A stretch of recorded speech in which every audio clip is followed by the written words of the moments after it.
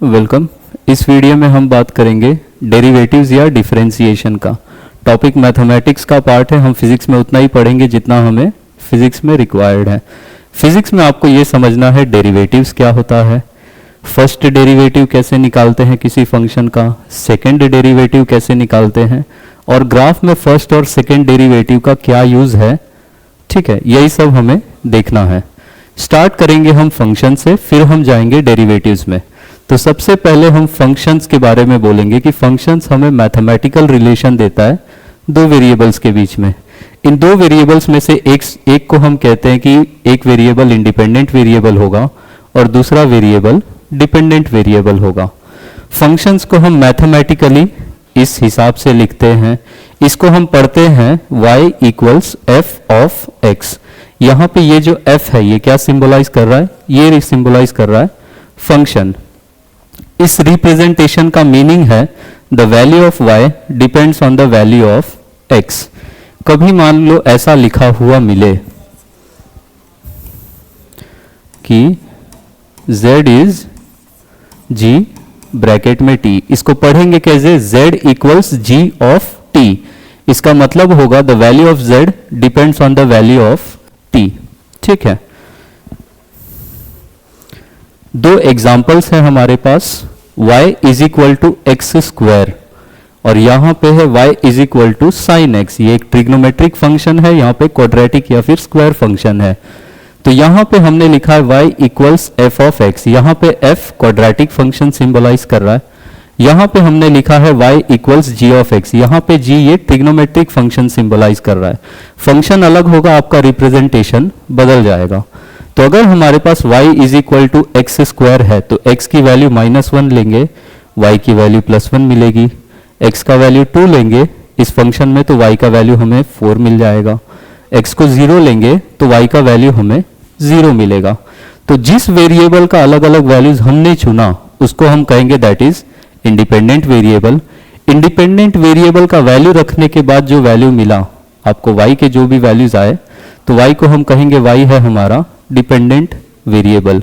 x की अलग अलग वैल्यूज ले जाएंगे तो x हो जाएगा इंडिपेंडेंट वेरिएबल।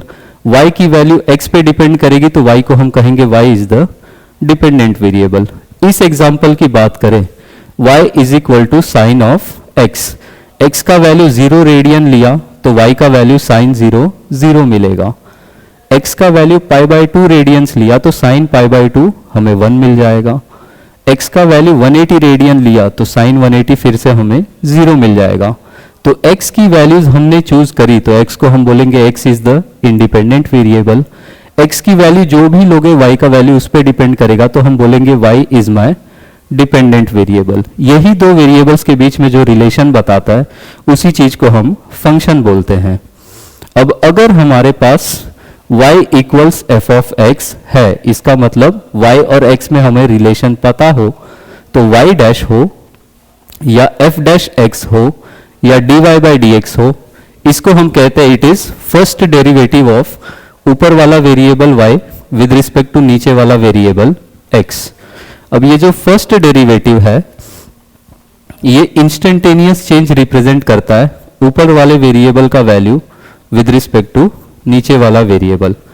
लिखा है हमने y dash is equal to f dash x is equal to dy by d x.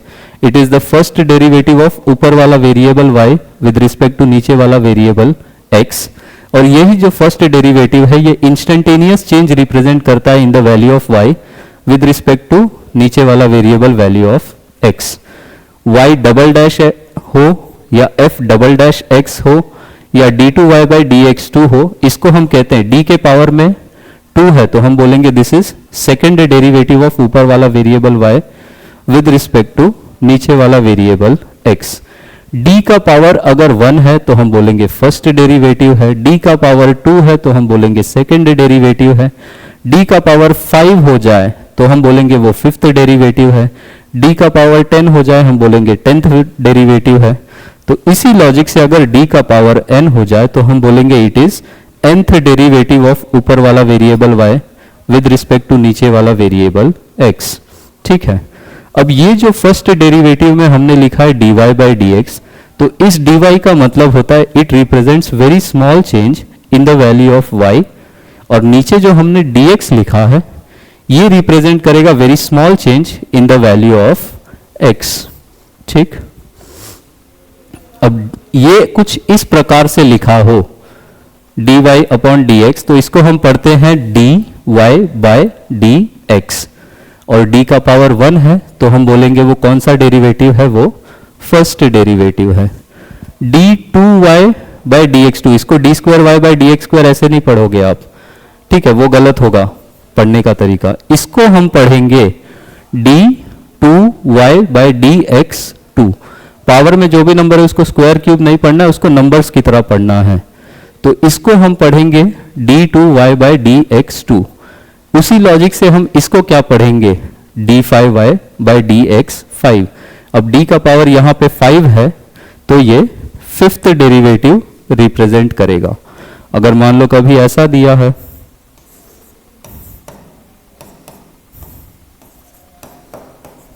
इसको हम पढ़ेंगे d7y बाय dt7।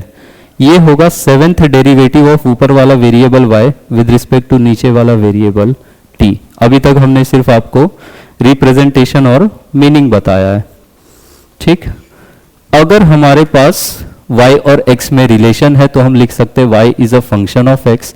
तो dy बाई dx को हम कहेंगे it is the first derivative of y with respect to x। ये represent करता है instantaneous change in the value of y with respect to x। Physics में चेंज हमेशा final value minus initial value करके निकाला जाएगा। अगर फाइनल वैल्यू बड़ा है इनिशियल वैल्यू छोटा है तो ये पॉजिटिव आएगा, हम बोलेंगे चेंज पॉजिटिव है। फाइनल वैल्यू घट गया इनिशियल वैल्यू बड़ा है तो ये वैल्यू नेगेटिव आएगा, हम बोलेंगे चेंज नेगेटिव है। ठीक है, तो पॉजिटिव चेंज सिंपली ये इंप्लाई करेगा कि फाइनल वैल्यू बड़ा है, नेगेटिव चेंज ये इंप्लाई करेगा कि फाइनल वैल्यू छोटा है। तो चेंज जो फिजिक्स में है वो स्मॉल चेंज अगर है, वेरी स्मॉल चेंज को हम स्मॉल डी यूज करके रिप्रेजेंट करते हैं और लार्ज चेंज को हम ट्रायंगल लिख के रिप्रेजेंट करते हैं। तो अगर हमने ट्रायंगल और उसके आगे y लिखा है इसका मतलब है ये लार्ज चेंज रिप्रेजेंट कर रहा है in the value of y। अगर हमने y के आगे स्मॉल d लगा दिया तो अब ये चेंज बहुत स्मॉल है in the value of y। ठीक है, यूज इसका कहां आता है, अगर x हमें बोला जाए कि x डिस्प्लेसमेंट है, v वेलोसिटी है, a एक्सीलरेशन है, तो डिफरेंशियल फॉर्म में आपके पास ये तीन इक्वेशंस होती हैं। v इज इक्वल टू इसको क्या पढ़ेंगे dx बाय dt। ठीक है, x डिस्प्लेसमेंट है तो dx हो जाएगा स्मॉल चेंज इन डिस्प्लेसमेंट और dt हो जाएगा स्मॉल चेंज इन टाइम। तो v is equal to dx by dt को हम बोलेंगे v is the velocity. So velocity is the first derivative, d का पावर 1 है तो फर्स्ट डेरिवेटिव ऑफ ऊपर वाला वेरिएबल x क्या है, डिस्प्लेसमेंट, और नीचे वाला t टाइम है तो हम बोलेंगे velocity is the first derivative of displacement with respect to time. Acceleration a को हम लिखते हैं dv बाई dt। हम कहते हैं acceleration is the first derivative of velocity with respect to time. तीसरा रिलेशन आता है a इज इक्वल टू, इसको क्या पढ़ेंगे d2x बाई dt2। d2x का मतलब है ये सेकेंड डेरिवेटिव है, ऊपर में x नीचे में t। तो एक्सीलरेशन को हम लिखेंगे it is the second derivative of displacement with respect to time. हमेशा ऊपर वाले वेरिएबल का चेंज विद रिस्पेक्ट टू नीचे वाला बताया जाता है। ठीक है, तो ये हम इसको चैप्टर 1 में मोशन, जब हम मोशन का एनालिसिस करेंगे चैप्टर 1 में, वहां पे हम इसको पढ़ेंगे। तो अगर हमारे पास y और x में रिलेशन है तो हम y और x के बीच में ग्राफ भी बना सकते हैं। इस ग्राफ को हम बोलेंगे yx कर्व है। तो अगर हमारे पास y और x के बीच में ग्राफ है तो dy by dx first derivative जो है उसको हम कहेंगे it represents slope of the yx curve, और जो सेकेंड डेरिवेटिव है d2y बाई dx2 इसको हम कहते हैं कि ये रिप्रेजेंट करता है rate of change of slope of yx curve. First derivative slope बताता है, second derivative rate of change of slope बताता है। कुछ फॉर्मूले हैं हमारे पास फर्स्ट डेरिवेटिव निकालने के। लेफ्ट साइड में हमने फंक्शन y लिख रखा है जो x का फंक्शन है, और राइट साइड में हमने फर्स्ट डेरिवेटिव के कुछ फॉर्मूले लिखे हैं। अगर y का वैल्यू कांस्टेंट है तो उसका फर्स्ट डेरिवेटिव 0 हो जाएगा। अगर y जो फंक्शन है वो x की पावर में कोई नंबर लगा हुआ है तो उसके लिए फर्स्ट डेरिवेटिव का फॉर्मूला होता है पावर में जो भी n है वो सामने आ जाएगा और x का पावर n से एक कम हो जाएगा। अगर ये x क्यूब है तो x क्यूब में 3 सामने आएगा और x का पावर 3 माइनस 1 2 हो जाएगा। ठीक है, x की पावर सिर्फ x है तो इसको हम x टू द पावर 1 बोल सकते हैं। इसका डेरिवेटिव 1 आता है। किसी भी फंक्शन का उसके रिस्पेक्ट में डेरिवेटिव 1 होगा। 1 बाय एक्स को मैं x टू द पावर -1 लिख सकता हूं। वही लॉजिक लगाऊंगा तो मेरे पास 1 बाय एक्स का डेरिवेटिव आता है -1 upon x square. Root x को हम लिख सकते हैं x का पावर 1/2। वहां से हम देखेंगे तो 1/2 सामने आएगा और x का पावर 1/2 -1 विच इज -1/2 हो जाएगा। तो उस -1/2 को हम नीचे लेके आएंगे, आपके पास जो फॉर्मूला हो जाएगा वो हो जाएगा 1/2 रूट एक्स। डायरेक्ट याद रखना है ln x natural log of x, अगर ये फंक्शन है तो उसका फर्स्ट डेरिवेटिव होता है 1/x।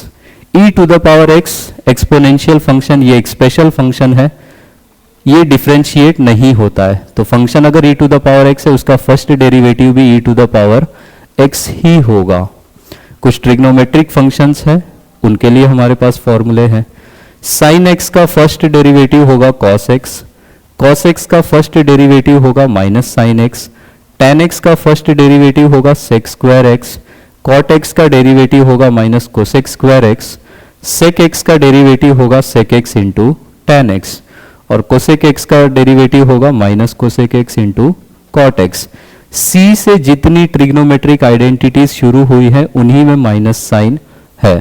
ठीक है, सिर्फ पूरा वैल्यू नंबर है या कांस्टेंट है, ठीक है, तो उसका फर्स्ट डेरिवेटिव कितना हो जाएगा 0। x की पावर में कोई नंबर है तो उसका फर्स्ट डेरिवेटिव निकालने का तरीका नंबर को नीचे लेके आओगे, x की पावर को 1 से घटा दोगे। इसी फॉर्मूले को यूज करेंगे x टू द पावर 1 में हमें डेरिवेटिव 1 मिलता है। इसी फॉर्मूले को 1/x में यूज करेंगे हमें -1/x स्क्वायर मिलता है। सेम फॉर्मूले को रूट x में यूज करेंगे हमें 1/2 रूट x मिलेगा। ln x का फर्स्ट डेरिवेटिव 1/x होता है। e to the power x का first derivative e to the power x, sin x का cos x का minus sine x, tan x का sec square x, cot x का minus cosec square x, sec x का हो जाएगा sec x into tan x, cosec x का हो जाएगा minus cosec x into cot x। ठीक है, ये फॉर्मूले हैं। अब 5 हमारे पास रूल्स हैं, एक एक करके हम इनको भी देखेंगे।